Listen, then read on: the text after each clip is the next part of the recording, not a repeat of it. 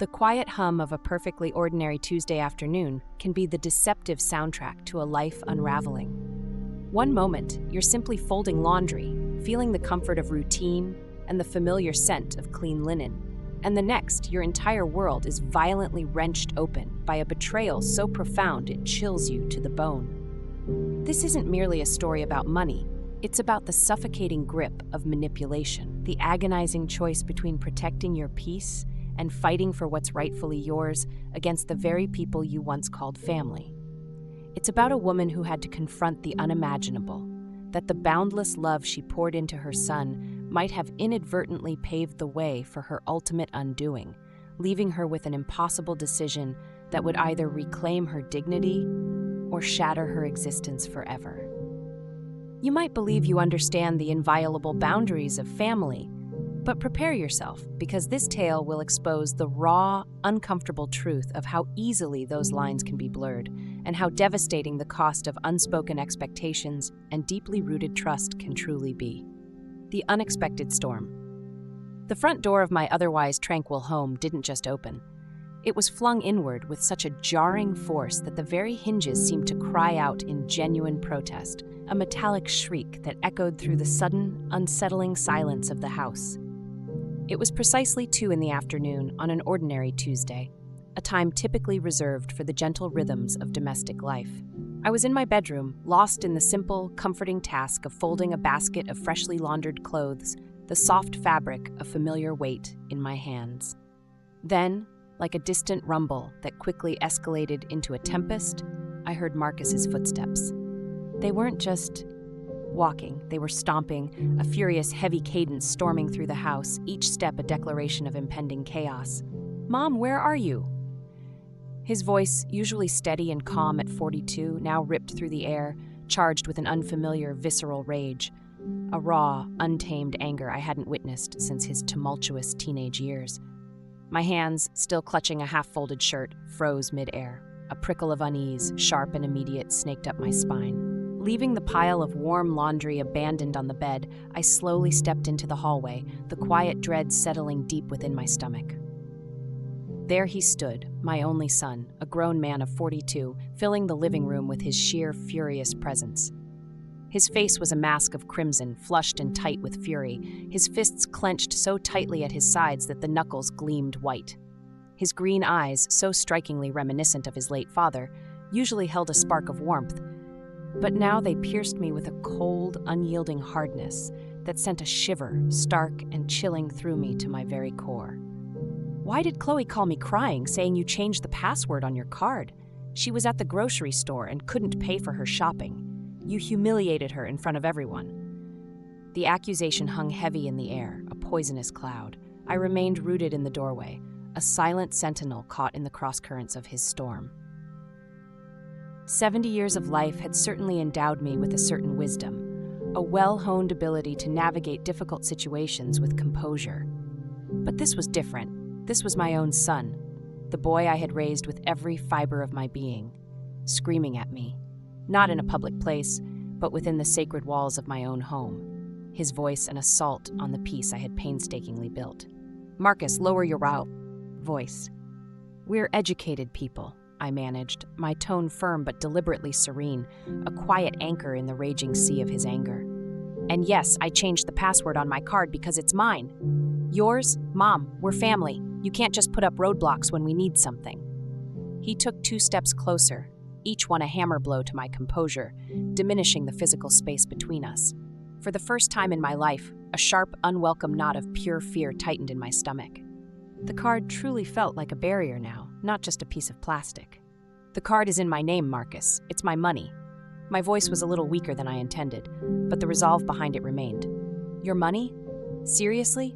Are you going to be so selfish?" His words, sharp and venomous, flew at me like projectiles.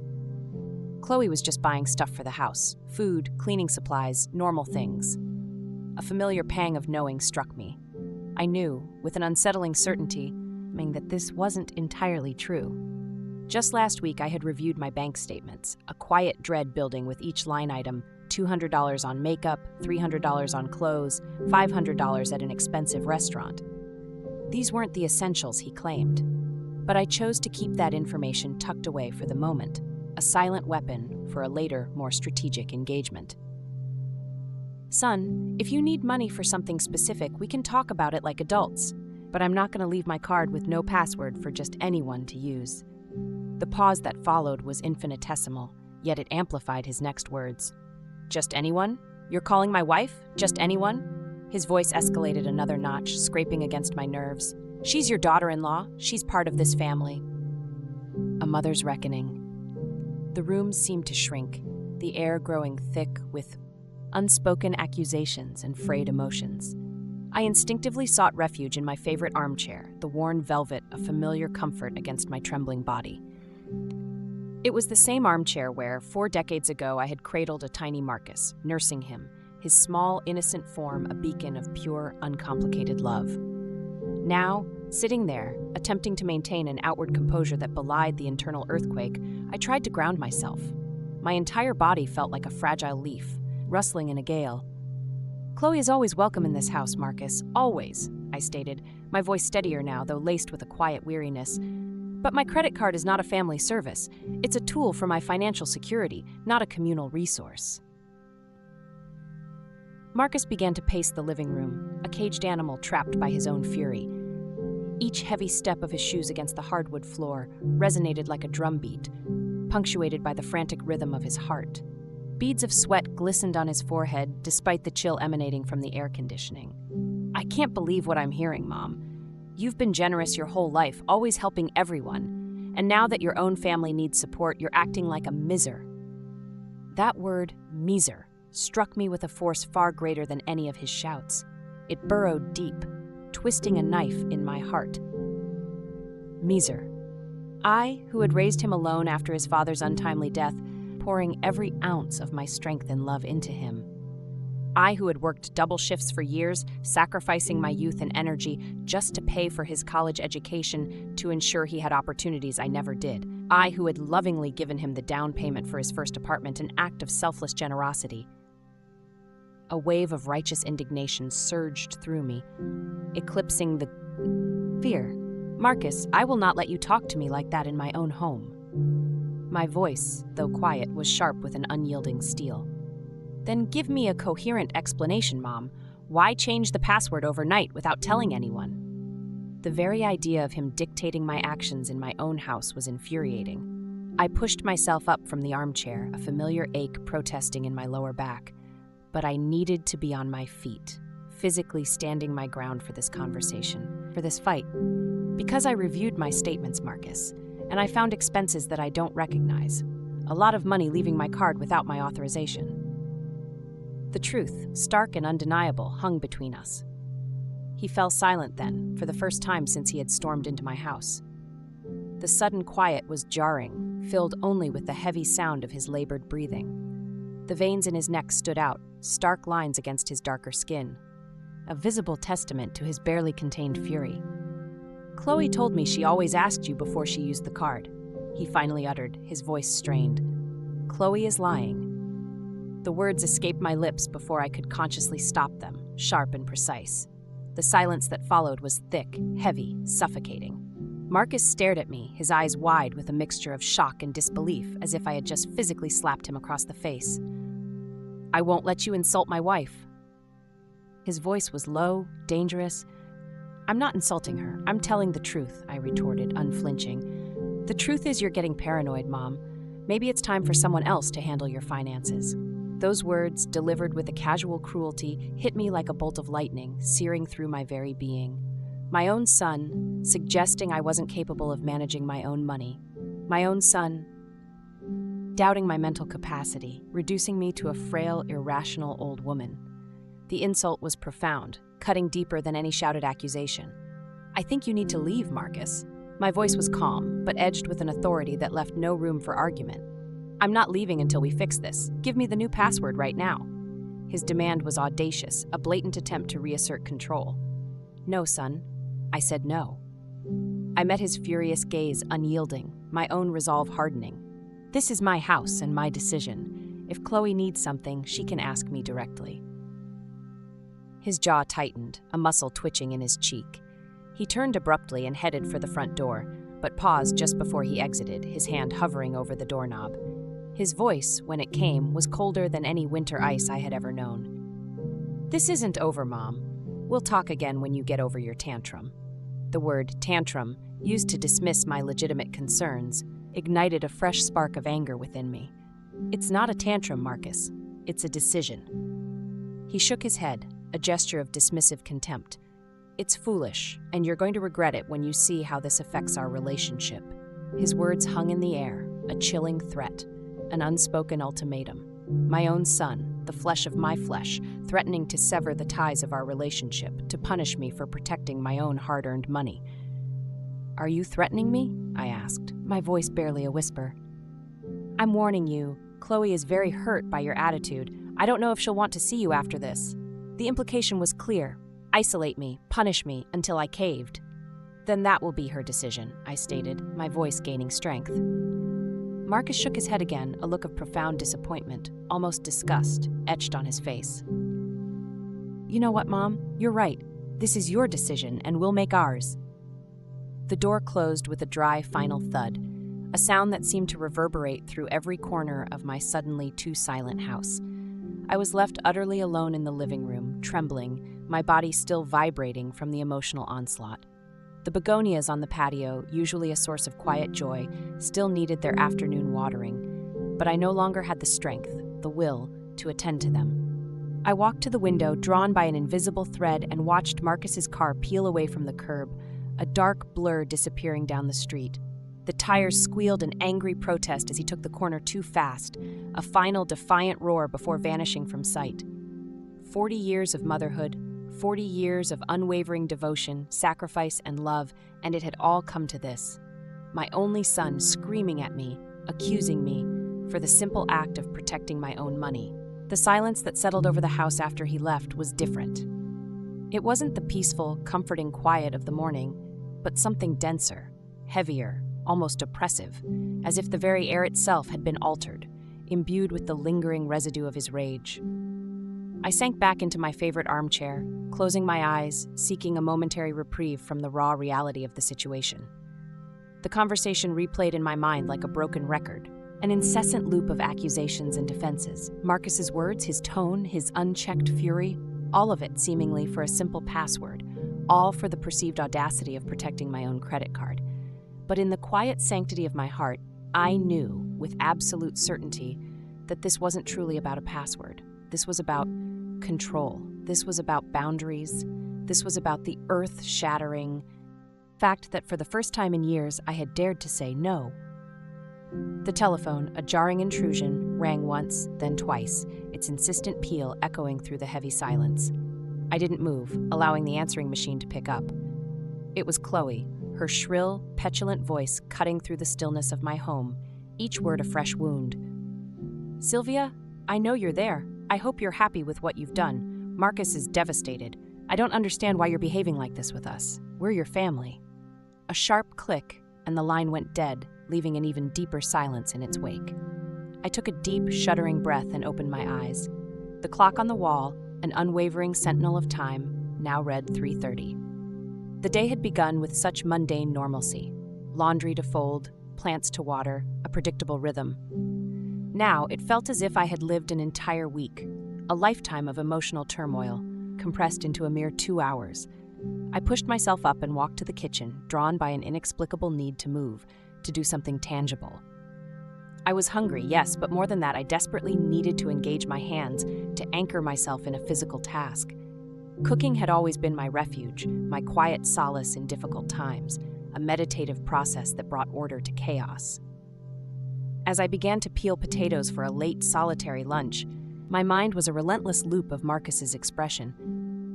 The anger in his eyes wasn't entirely new, but the coldness, the calculated indifference beneath the rage was profoundly unsettling. It was as if he had looked right through me, seen not his mother but an obstacle, and decided with chilling clarity that I was no longer worthy of his respect, or perhaps his love. But that sunny afternoon, a day that promised only the usual, was merely the vague prologue to the nightmare that was slowly, insidiously unfolding. The seeds of doubt. For 30 years, my routine had been my anchor, my unwavering strength in a world that often felt unpredictable. I would rise promptly at 6 in the morning, the silence of the dawn a comforting companion. The first ritual was always the coffee. Brewed in the same coffee maker Robert, my late husband, had given me just before he passed away. A small, cherished reminder of a love lost but never forgotten. Then, while the sun was still a tentative warmth against the tiled patio, I would tend to the plants in the yard, each green shoot and budding flower, a miniature testament to life's enduring resilience. It was an organized, predictable, safe life, meticulously crafted and guarded. After Robert's funeral, when Marcus was a mere 12 years old, grappling with the sudden, bewildering absence of his father, I had learned a profound truth. Structure was the only thing that kept us sane, kept us from succumbing to the overwhelming grief. Mealtimes, study times, bedtimes, each etched in stone alongside clear rules and firm boundaries. That's how we'll raise a good man, I had often whispered to myself, a silent promise to Robert, to Marcus, and to myself. Our two-story house, a steadfast haven for 40 years, was more than just walls and a roof. It was a living repository of our shared history. Robert had bought it when I was pregnant with Marcus, a hopeful new beginning financed by a loan we painstakingly paid off over 2 decades. Every room held a story, every sun-drenched corner a cherished memory. The backyard, where a chubby-legged Marcus had taken his first wobbly steps. The kitchen, infused with the aromas of thousands of family meals, a testament to countless gatherings. The living room, witness to every birthday celebration, every holiday, every triumph and quiet moment of connection. Our neighbors knew me as Sylvia Johnson, the woman who always had time to help, whose door was always open. When dear Miss Carter fell ill, I brought her nourishing food for 2 months without a second thought. When the Perez family's bright son needed money for school, I lent them $500, refusing any interest, simply happy to contribute to a young person's future. Generosity, I had long believed, was my way of honoring Robert's memory, of embodying the kindness he himself had always shown. Marcus had always been a good son, studious, respectful, affectionate. When he turned 25 and secured his first job as an accountant, a quiet pride swelled within me, a deep satisfaction. My sacrifices, my tireless efforts had been worth it. For years, we were a perfect, symbiotic team. He meticulously handled my taxes, his analytical mind a comfort. I, in turn, cooked his favorite meals on Sundays, a tangible expression of my love. We visited each other regularly, maintaining a comfortable, predictable rhythm. Everything, however, subtly yet irrevocably shifted when he met Chloe. The first time he introduced her to me, the scent of sharp cheddar and boiling pasta filled my kitchen. I was making his favorite mac and cheese. Marcus walked in, a smile I hadn't seen since his carefree teenage years lighting up his face, his hand intertwined with that of a slender blonde woman. Her nails were perfectly manicured, each tip a tiny, expensive work of art, and her clothes, even to my unpracticed eye, appeared to cost more than my entire monthly salary.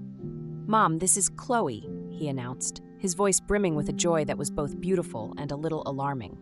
"The woman of my life." Chloe smiled at me, a dazzling display of perfectly white teeth, but her eyes, behind that radiant facade, evaluated me from head to toe, a flicker of assessment that made me feel like an obstacle she needed to gracefully navigate, or perhaps eventually remove. Her handshake was firm, yet surprisingly cold, almost perfunctory. "It's a pleasure to meet you, Mrs. Johnson. Marcus talks about you all the time."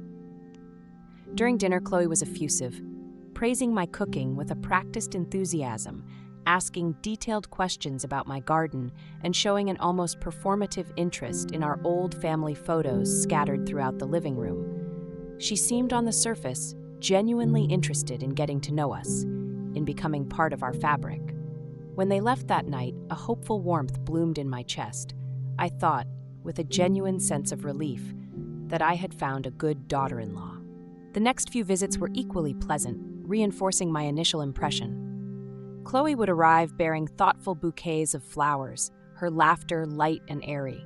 She would insist on helping me wash the dishes, her hands moving deftly, and regale me with amusing, well-rehearsed stories about her job at an expensive clothing boutique downtown. Marcus, bathed in her attention, seemed genuinely happy, and that ultimately was all that truly mattered to me. Their wedding, though small, was undeniably elegant, every detail curated with an eye for expensive taste. Without them even needing to ask, I offered to pay for half the expenses. He was my only son, after all, my only chance to experience the unique joy of being a mother of the groom.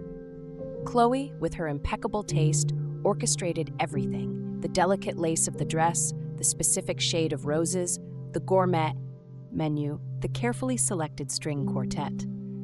I simply signed the checks, my heart full, and smiled radiantly for the photographs, a silent participant in their perfect vision. For the first few months of their marriage, the cherished Sunday visits continued, a comforting ritual. Marcus and Chloe would come over for lunch, sharing anecdotes about their new married life, their laughter filling the house. I savored having him close again, the house feeling fuller, echoing with a warmth it hadn't felt since Marcus was a boy. The web of emergencies. The first requests for favors began innocently enough, whispers of need masked in polite deference. "Sylvia, can you possibly lend us some money? We're a little tight this month with apartment expenses." Chloe's voice was sweet, almost timid, laced with an appealing vulnerability that tugged at my maternal instincts. "It's just $200. We'll pay you back on Friday, absolutely." I handed them the money without a second thought. It was only $200, a minor sum. I had more than enough savings, and they were, after all, just starting their married life, building their nest. It was perfectly normal, I reasoned, for young couples to encounter initial financial difficulties. Friday, however, arrived, but the promised repayment did not. Instead, another request materialized, delivered with the same soft urgency. "Mom, can you lend us $300 more? Chloe needs some new clothes for work, and I don't get my bonus until next month." A familiar pattern, subtly at first, began to emerge. $300, then $500, then steadily more, always accompanied by the same earnest promise, "We'll pay you back soon," and always invariably with the same familiar excuse, "We're a little tight this month, you understand." After 6 months, a quiet alarm bell began to toll in my mind. My casual loans had, almost imperceptibly, accumulated to almost $5,000. When I cautiously broached the subject during a Sunday lunch, the carefully constructed facade of normalcy shifted. Marcus grew visibly uncomfortable, fidgeting with his napkin. "Mom, you know we're going to pay you back. I don't understand why you're keeping such exact accounts. We're family." The implication was clear. Families shouldn't concern themselves with such petty matters. "Of course we're family, son," I replied, my voice gentle but firm. "But $5,000 isn't a small amount." Chloe, ever the smoother diplomat, intervened with her most charming smile, a calculated warmth in her eyes. "Sylvia, you're absolutely right. We've been careless with the payments, and we truly apologize. How about we give you my credit card as collateral? That way, you'll feel more secure." I didn't want their credit card. I simply wanted my money returned. But faced with their united front and unsure how to navigate such a delicate familial negotiation, I reluctantly accepted the offer. A week later, Chloe called, her voice laced with manufactured desperation. "Sylvia, I have a terrible emergency. My card is blocked, and I absolutely need to buy medicine for my mom. Can I please borrow yours just for today?" The words tumbled out, urgent and pleading. I, ever the trusting mother-in-law, lent her my card. Just for a day, I told myself, just for medicine. That night, a faint unease prompting me, I checked my bank statement online. Indeed, there was a $150 charge at the pharmacy. Perfect, I thought, a small wave of relief washing over me. But then my eyes caught other charges, starkly out of place. $80 on cosmetics, $200 on clothes, $30 at an expensive restaurant. When I confronted Chloe the following day, her eyes immediately filled with convenient tears, her apology rapid fire. "I'm so sorry, Sylvia. I was just at the mall and I saw some incredible sales and I just thought it would be okay. I promise I'll pay you back tomorrow." Tomorrow never came, nor did next week or next month. But the requests for my card, always for new emergencies, continued with an unnerving regularity. The emergency for her sister's birthday, requiring a lavish gift. The emergency for the perfect shoes she needed for a wedding. The emergency for Marcus's anniversary gift, always framed as a necessary, urgent, unavoidable expense. Always with the same earnest promises of immediate repayment that invariably evaporated into thin air. After a year, I had completely lost count of how much money had flowed from my card into their hands. My life savings, accumulated over decades of careful stewardship, were visibly dwindling, month after agonizing month. Yet, every time I attempted to broach the subject to gently nudge them toward accountability, Marcus would deftly turn the tables, making me feel as if I were the unreasonable one, the selfish one. "Mom, I don't understand why you're being so petty with us. You have enough money, and we're just trying to get ahead." Petty. The word lodged itself in my mind, an insidious splinter that festered for weeks. The Sunday visits, once a source of comfort and familial warmth, became increasingly tense, infused with an unspoken, chilling undercurrent. I would meticulously prepare their favorite meals they would eat with gusto, but the conversations inevitably circled back like vultures to money. Bills they couldn't quite pay. Unexpected expenses that always seemed to materialize out of thin air.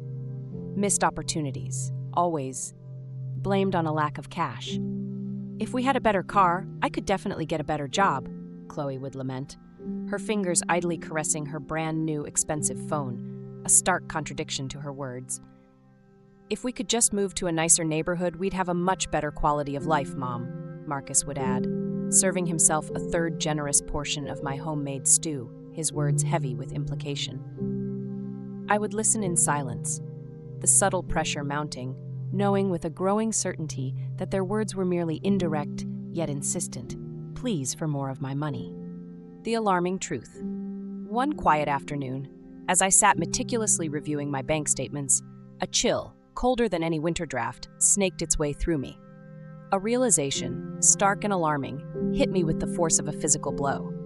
In the last 6 months alone, I had spent more money than I was actually earning from my retirement fund. My carefully accumulated life savings, the fruit of decades of diligent work and frugal living, were evaporating at an alarming rate, siphoned away, not for my own needs, but to finance Marcus and Chloe's increasingly luxurious lifestyle. Sleep was an elusive phantom that night. I lay awake until dawn, the numbers swirling in my head like a tormenting kaleidoscope. I calculated, recalculated, and then calculated again. How much money I had lost, how much they truly owed me, and, most terrifyingly, how much longer I could possibly sustain this hemorrhaging of my resources before I was utterly ruined, left with nothing. For the first time in 30 years, my cherished morning routine, once a soothing balm, brought me no peace whatsoever. The coffee, usually a comforting ritual, tasted inexplicably bitter, devoid of its usual warmth. The plants, usually vibrant and alive, seemed wilted and gray, mirroring my own despair. And the silence of my house, once a peaceful sanctuary, now felt like a crushing sentence, a foreboding omen of what was to come. Something I knew with a chilling certainty had to change, and drastically so. But how, I agonized. How could I confront my own family, the very people I loved, without utterly destroying everything we had painstakingly built together? The following months were a slow, agonizing torture, an endless parade of small, convenient lies and significant, heartbreaking financial losses. Every single week seemed to bring with it a new, urgent emergency. Every emergency, in turn, required my credit card, handed over with an unspoken expectation of unquestioning trust, and every single use of my card, without fail, morphed into an array of unauthorized, unjustifiable expenses, stealthily draining my funds. "Sylvia, I absolutely need your card to buy medicine for Marcus. He has a nasty infection and needs really expensive antibiotics," Chloe would tell me, her voice carefully modulated with a tone of worried concern. An hour later, my phone would buzz with a notification, not of a pharmacy purchase, but of $400 in charges at a high-end clothing store. When I confronted her, the explanations were always immediate, always plausible, always a carefully constructed edifice of excuses. "Oh, I completely forgot to mention I also needed new underwear. Mine are really old, and Marcus complains you know how he is. And $400 on underwear? It was a special sale, Sylvia. 3 pieces for the price of 1. I couldn't possibly pass up such an opportunity." There was always a justification, always a seemingly logical reason why the extra expense was not only necessary, but also impossibly intelligent or utterly inevitable. And I, who had raised an honest, straightforward son, was beginning to doubt my own perception, my own sanity, caught in the insidious web of their convenient truths. The The Sunday visits, once cherished gatherings, had completely transformed. They were no longer about family bonding, but felt like covert financial review sessions, an unspoken interrogation of my capacity. Chloe would arrive armed with a mental list of future expenses, each item carefully presented as a pressing need requiring my immediate financial support. Marcus's cousin is getting married next month, Sylvia. We absolutely need new clothes for the wedding. Marcus's cousin. A quiet alarm bell went off in my head. I knew my son better than anyone. He was an only child. His first cousin is like a sister to him, Mom, Marcus would interject, nodding his head vaguely without looking up from his plate, his silence now a complicit acceptance, a passive endorsement of her demands. I need $500 for a dress and matching shoes, Chloe continued, her voice unwavering. I simply can't show up looking shabby. His family is incredibly elegant, you see. $500 for a cousin's wedding, a cousin I didn't even know, to impress people I couldn't care less about. But whenever I attempted to refuse, to articulate a gentle no, Marcus would swiftly intervene, deploying his new, chillingly effective strategy. Emotional guilt. Mom, you just don't understand how important this is for us. We're trying to build a social reputation.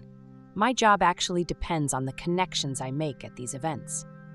His job as an accountant at a mid-sized firm I knew had absolutely no dependence on social connections at lavish weddings. But I no longer possessed the emotional tools, the sheer energy to argue with them, without sounding like a stingy, heartless old woman. The confrontation and the cold threat. One Thursday afternoon, as I was performing the soothing, familiar ritual of watering the plants on my patio, the phone rang, a sharp intrusion into my quiet contemplation. It was my bank. Mrs. Johnson, we're calling to confirm an unusual purchase on your credit card, the voice on the other end began, calm yet professional. A $1,200 transaction at an electronics store. Can you confirm if you authorized this? $1,200. An electronics store. My mind raced but drew a blank. I hadn't bought any electronics. At what specific store was the purchase made? I asked, my voice betraying a tremor. At Tech World in the City Mall, ma'am. Do you authorize it? A cold wave washed over me. No, I stated, my voice gaining a surprising firmness. No, I do not authorize that purchase. I'm canceling that transaction immediately. Would please block my card and send me a new one in 5 business days. I hung up the phone, my hands trembling, the sheer audacity of the amount of the unauthorized purchase resonating deeply. $1,200. Chloe had taken my card just Tuesday, claiming she needed it to buy medicine for a persistent headache.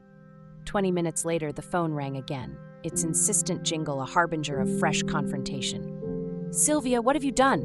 My card is blocked. I'm in the middle of the grocery store with a full cart, and I can't pay for anything. Chloe's voice, shrill with manufactured indignation, assaulted my ears. It's not your card, Chloe, I calmly reminded her, a newfound steel in my tone. It's my card, and I blocked it because there were unauthorized purchases. Her indignant reply was immediate. Unauthorized purchases? All the purchases I made were absolutely necessary. Were electronics necessary, Chloe? A lengthy, uncomfortable silence stretched across the line. Then, a nervous, forced laugh. Oh, that! Marcus needed a new computer for work. His broke, and he just couldn't wait, Sylvia. It was an emergency. The blatant disregard for my money, my permission, was infuriating. Why didn't you consult with me before making such a big purchase? My voice was tight with suppressed anger. Because we knew you would say no. You always find excuses not to help us when we really need something important. The accusation hit me like a slap, sharp and unexpected. I, who had been financing their increasingly lavish lifestyle for 2 years, was now apparently the villain for the simple act of protecting my own money. Chloe, go home, I said, my voice barely above a whisper, yet firm. We'll talk when you get here. Her response was immediate, bordering on insolent. I can't go home. My card is full of food, and I can't pay for it. You come here and bring cash. I hung up the phone without another word, a surge of defiant strength rising within me. For the next hour, my phone wouldn't stop ringing. Chloe, Marcus, then Chloe again, each call an insistent demand. I let all of them go to the answering machine, their voices dissolving into static. I needed to think, to regain my equilibrium. I retrieved all my bank statements from the last 6 months. spreading them out across the dining room table like a grim financial tableau. The numbers, stark and unforgiving, didn't lie. In January, my savings account had held a comfortable $45,000. By June, a staggering $26,000 had simply vanished, disappeared in a mere 6 months. I meticulously reviewed every single transaction, every charge, every single purchase. Expensive restaurants, designer clothes, exotic perfumes, high-heeled shoes, luxurious handbags, indulgent beauty treatments, frivolous weekend trips. Nothing, absolutely nothing Chloe had purchased with my money could be categorized as a basic necessity. The distinct sound of the front door swinging open, unbidden and without a knock, startled me from my grim calculations. Marcus and Chloe walked into my house as if they owned the place, their footsteps bold and proprietorial. "Mom, what happened with the card?" Marcus asked, his voice sounding more tired now than overtly angry, the initial fury perhaps having spent itself.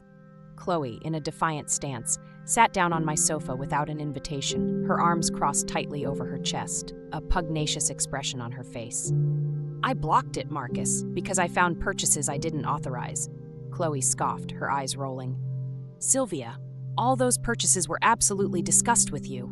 You can't just block the card every time you forget something." "I didn't forget anything, Chloe. A $1,200 computer is a lot of money to not consult with me about." "I did consult you. I told you Marcus needed new equipment for work," she insisted, her voice rising. "No, you didn't, Chloe. You told me you needed money for medicine." Marcus sighed heavily, collapsing into the armchair across from me, his shoulders slumped. "Mom, sometimes emergencies change. Yes, she needed medicine, but when I got to the electronics store, they had incredible sales. I couldn't possibly miss out on the opportunity." "Incredible sales of $1,200? I asked, my voice laced with disbelief. "The computer normally costs $2,000, Mom. It was a bargain," he offered, a desperate attempt at justification. I simply stared at him, my own son, whom I had painstakingly raised to be honest and responsible, now brazenly justifying an impulsive purchase of over $1,000 as if it were the most normal, most reasonable thing in the world. "Marcus, that computer was not an emergency. It was a luxury." My voice was calm, cutting through his pretense. "It's not a luxury, Mom. It's a work tool." "Then pay for it with your work money," I retorted, the sting of truth in my words.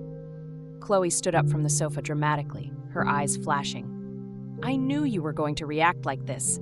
You always find a way to make us feel bad for asking for help." "I'm not making you feel bad. I just want you to respect my money. Your money is always your money. We're family, Sylvia. Family money is for the whole family." Her words, delivered with a self-righteous conviction, were a stark declaration of their perceived entitlement. "My money is mine, Chloe," I asserted, my voice steady, unwavering. "I worked 40 years for it." Marcus, unable to sit still, stood up and began pacing the living room again, his frustration a palpable energy.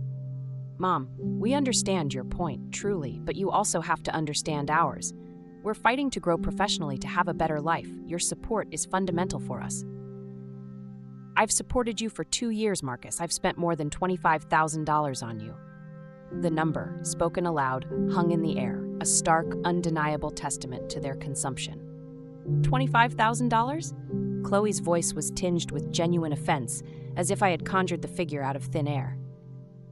"We haven't spent that much," I gestured to the scattered papers on the table, the undeniable evidence. "The statements are right here, Chloe. See for yourself." Neither of them moved toward the table. Neither of them wanted to confront the cold, hard reality of the numbers. "The point is, Mom," Marcus continued, circling back to his original argument, "that we need to know we can count on you. Blocking the card without warning puts us in humiliating situations." "Humiliating?" I echoed, the word tasting bitter. "Yes, Mom, humiliating. Do you know how Chloe felt when her card was declined in front of everyone at the grocery store? It's not her card, it's the family card." Those words, the family card, resonated ominously in my mind. My money, my hard-earned savings, had, without my consent, been converted into community property, a shared resource for their unrestricted use. "I think I need some time to think." My voice was weary but firm. "Time to think about what, Sylvia?" Chloe sounded impatient, her facade of concern beginning to crack. if you want to keep lending us your card." "Of course you're going to keep lending it to us, Mom," Marcus interjected, genuinely surprised that it was even an option. "We're your family." I stood up from the chair and walked to the window, needing the grounding solace of my garden. It looked beautiful under the late afternoon sun, a vibrant tapestry of life. The red begonias were blooming riotously, their petals a cheerful splash of color. The white geraniums, robust and resilient, were growing strong. The bougainvillea, a cascade of purple, was valiantly climbing the fence. Everything I nurtured with my own hands thrived, grew, and flourished. Why, I wondered, couldn't my relationship with my son be just as beautiful, just as reciprocal? "I want you to leave for today," I said, my back to them, my gaze fixed on the thriving greenery outside. "Mom, please," Marcus pleaded, a note of desperation in his voice. "I need to be alone." I heard their footsteps, heavy and slow, heading for the door. Just before he left, Marcus paused, his voice now devoid of anger, replaced by a chilling calm. "We hope you reconsider your position, Mom. We don't want this to affect our relationship." The door closed softly this time, a deliberate, quiet click that felt more ominous than any slam. There were no shouts, no dramatic exits, just the soft, undeniable sound of my dreams of a perfect, harmonious family slowly, irrevocably crumbling. But I didn't know then that this was merely the prelude, the opening act, to something far, far worse. Unearthing the deception. For 3 agonizing days, my house was enveloped in an eerie, unsettling silence. There were no calls from Marcus, no desperate pleas for money, no surprise visits from Chloe brimming with a fresh, urgent emergency. It was as if they had collectively decided to give me time. Time to reconsider, time to succumb to the pressure, time to quietly retract my decision to block the card. For the first time in a long time, my phone, usually an insistent tether to their demands, remained blessedly silent every day. At first, the silence was a profound relief, a quiet balm to my frayed nerves. I could water my plants without interruption, losing myself in the meditative rhythm of the task. I could read my book in unadulterated peace, savoring each word without the constant expectation of interruption. I could cook for myself, enjoying the simple pleasure of preparing a meal without worrying about extra portions or accommodating their finicky tastes. But after 5 days, the relief began to curdle, slowly transforming into a gnawing, insidious punishment. Was this their tactic? To isolate me, to cut me off, until I, out of sheer loneliness and a desperate longing for connection, would finally cave to their relentless demands? On Saturday morning, while engaged in the simple, mundane task of organizing my closet, my hand brushed against something unexpected, something that brought me to a sudden, jarring halt. At the very bottom of the last drawer, nestled amongst old linens and forgotten trinkets, wrapped carefully in an old silk handkerchief, was the pearl necklace. Robert had given it to me for our 10th wedding anniversary, a symbol of his enduring love. I hadn't worn it in years, perhaps not since he passed. I carefully unwrapped it, holding it up to the soft morning light filtering through the window. The pearls, each one a luminous orb, were still breathtakingly beautiful, perfect, intact, their quiet radiance undimmed by the passage of so many years. I remembered, with a pang of bittersweet nostalgia, the night Robert had first fastened it around my neck, his hands trembling slightly with emotion as he fumbled with the clasp. "For the strongest woman I know," he had whispered, his voice thick with affection, "so you never forget your worth." My worth? The question echoed in my mind. When, in the slow erosion of these past 2 years, had I started to doubt it? A surge of quiet defiance, fueled by Robert's enduring words, spurred me into action. I decided then and there to put on the necklace. Its cool weight against my skin felt like an anchor, a tangible reminder of who I was, who I had always been. I needed fresh air. I needed to see people, to reconnect with a world that existed beyond the suffocating confines of this situation with Marcus and Chloe. I drove to the downtown farmers market, a vibrant tapestry of colors and sounds, where I had faithfully bought my vegetables for 20 years. Mr. Garcia, the proprietor of the fruit stand, a man with a weathered, kind face, greeted me with his usual warm, wrinkled smile. "Mrs. Johnson, it's so good to see you. How have you been?" His genuine concern was a comforting balm. "I've been okay, Mr. Garcia," I admitted, a slight tremor in my voice. "A little worried lately, but I'm okay." He nodded slowly, his eyes full of understanding. Worried about what, Mrs. Johnson? Your health? Your family? He looked at me, his gaze gentle but perceptive. Families can be complicated, can't they? I have 5 kids and each one gives me a different headache. I hesitated, then the words spilled out, driven by an urgent need for counsel. Did you ever feel that your kids saw you only as a source of money, Mr. Garcia? He stopped arranging the oranges, his hands pausing mid-air, and looked at me directly, his gaze steady and profound. Mrs. Johnson, are you going through something like that? He didn't need me to answer. I don't know if I'm exaggerating, Mr. Garcia, or if it's really happening. His voice was soft, compassionate. Do you want some advice from someone who has lived 75 years and seen it all? I nodded, my throat tight. When your own instincts tell you something isn't right, Sylvia, listen to them. A mother's instincts never lie. His words, imbued with the wisdom of a long life, stayed with me, a profound echo, the entire way back home. A mother's instincts never lie. That afternoon, as I resumed the comforting routine of watering my begonias, my phone rang. It was Marcus. A fresh wave of apprehension mixed with a sliver of hope washed over me. Hello, Mom, how are you? His voice, surprisingly tentative, felt unfamiliar. Hello, son, I'm fine, and you? We've been thinking a lot, Mom. Chloe and I, we discussed the whole situation, and we came to a conclusion. My heart quickened. Could it be? A genuine realization? A moment of clarity? What conclusion? That maybe you're right to want more control over your money. That maybe we've been too casual about the financial thing. I was genuinely surprised. I hadn't expected such an admission, such a seemingly humble concession. I'm glad to hear that, Marcus, I replied, a cautious optimism taking root. So we want to propose something different, Mom. Instead of using your card, we want you to give us a fixed amount every month, like an allowance. That way you'll know exactly how much you're giving us, and we'll know what we can count on. An allowance. The word tasted strange on my tongue, simultaneously infantilizing and demanding. Yes, Mom, an amount that you consider reasonable for our expenses. We were thinking maybe $1,500 a month. $1,500 a month. $18,000 a year for expenses they considered necessary. The number hit me like a cold splash of water, extinguishing my fleeting hope. Marcus, $1,500 is a lot of money, he was quick to counter. It's less than we've spent on average these past few months, Mom. We thought it would be a way to cut down on expenses and give you more control. Why do you need $1,500 a month if you both work, Marcus? My question was direct, unyielding. Because we're trying to grow professionally, Mom. We need appropriate clothes for work. We need to maintain certain social standards. We need to invest in our future, and our salaries just aren't enough for that. Our salaries barely cover the apartment and basic food. Everything else requires additional help. The familiar refrain, the well-worn excuses, were back. Then maybe you should reduce your expenses, Marcus. A long, strained silence followed, heavy with unspoken resentment. Do you want us to live like we're poor, Mom? His that voice was laced with a chilling accusation. I want you to live within your means. Our means include having a mother who can help us grow, Mom. I don't understand why you suddenly want us to struggle on our own when you have the resources to make our lives easier. His tone had subtly but definitively shifted, hardening, the conversation once again veering into familiar, dangerous territory.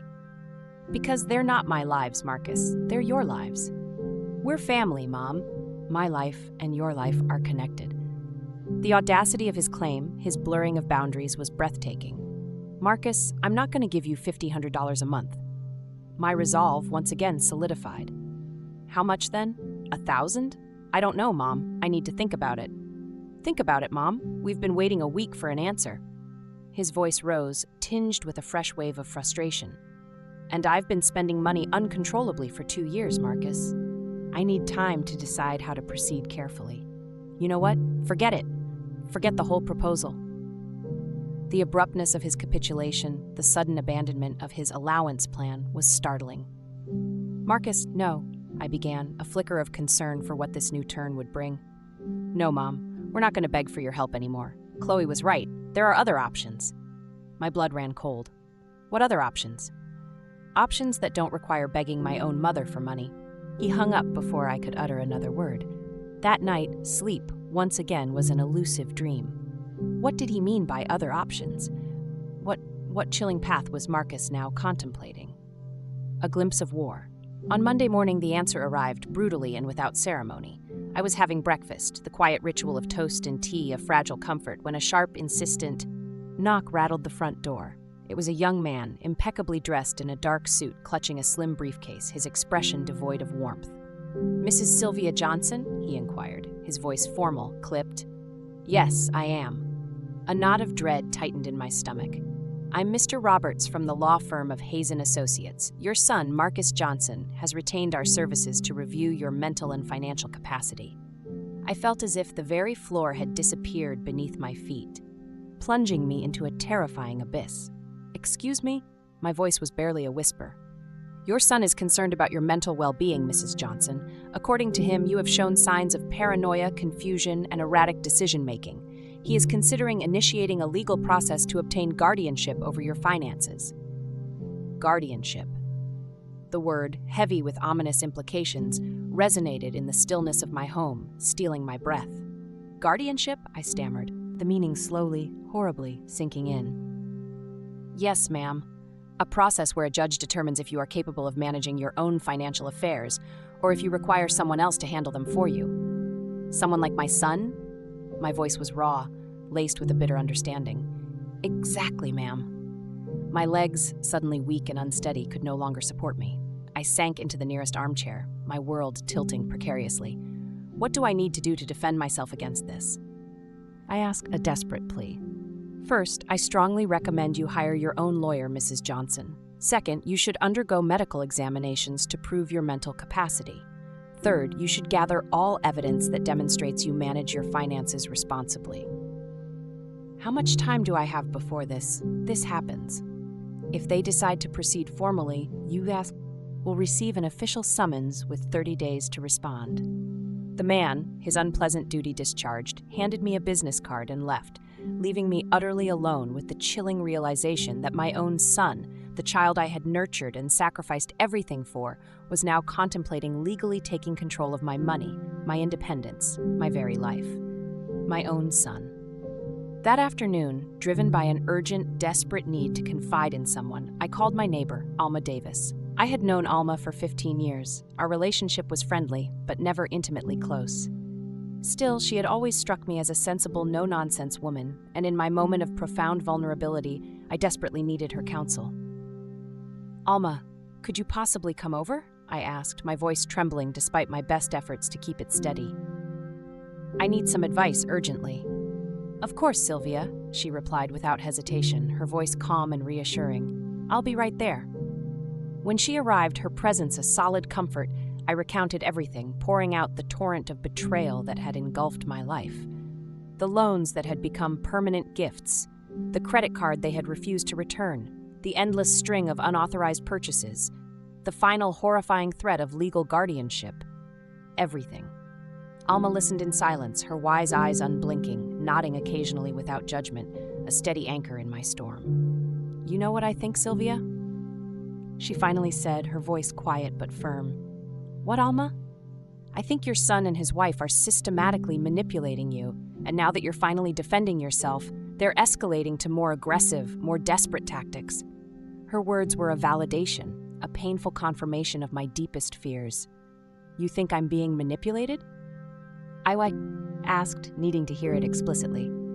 "I'm sure of it, Sylvia, and I'm quite sure you're not the first older woman this has happened to." A terrible weariness settled over me. "What should I do, Alma?" "Fight, Sylvia. Fight with every legal tool you have. Don't let them take your money or your dignity." A new fear, cold and sharp, pierced me. "What if I lose my son in the process, Alma?" Alma took my trembling hands in hers, her grip firm and comforting. "Sylvia, you already lost your son, the Marcus you raised, the one who respected you, the one who was grateful for your sacrifices. That Marcus no longer exists. What you have now is a stranger who wants your money and is willing to have you declared incompetent to get it." Her words were a brutal blow to the chest, but paradoxically, also a profound liberation. She was right. My son, the man I knew, was already gone. "Do you know a good lawyer, Alma?" "I know the best lawyer in the city for these cases, Sylvia. His name is Vincent Harris. He specializes in defending older adults against family financial abuse. He's a good man, Vincent Harris. The name, a beacon of hope in the gathering darkness, was immediately etched into my mind. Can you give me his number, Alma? I'll do you one better, Sylvia, she replied, a determined glint in her eyes. I'll go with you to his office tomorrow morning. That night, for the first time in weeks, I slept soundly, a deep restorative sleep. Not because my problems had miraculously disappeared, but because I had finally, irrevocably decided to fight. My son had chosen money over me.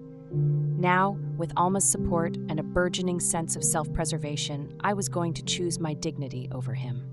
The unraveling of the deceit. On Tuesday morning, true to her word, Alma accompanied me